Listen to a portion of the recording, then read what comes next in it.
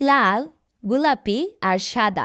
এই লাল, গোলাপি, সাদা ৩ টা কালার নিয়ে এত সুন্দর একটা লিপস্টিক শেড হবে। তোমরা যদি এই ভিডিও না দেখো তাহলে কখনই বিশ্বাস করবা না। এর জন্য সম্পূর্ণ ভিডিও দেখতে হবে। অবশ্যই রেড কালারের পরিমাণটা একটু বেশি লাগবে এবং হোয়াইট অর পিঙ্ক কালারের পরিমাণটা একটু কম লাগবে।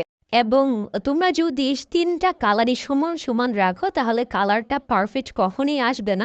দেখো প্রথমেই আমি রেড কালার একটু বেশি দিয়েছি, তারপরও আমার কালারটা পছন্দ হয় না, এই জন্য আবারও আমি একটু রেড কালার দিয়ে নিয়েছি যে পর্যন্ত আমি পারফেক্ট এই শেডটা না পাবো।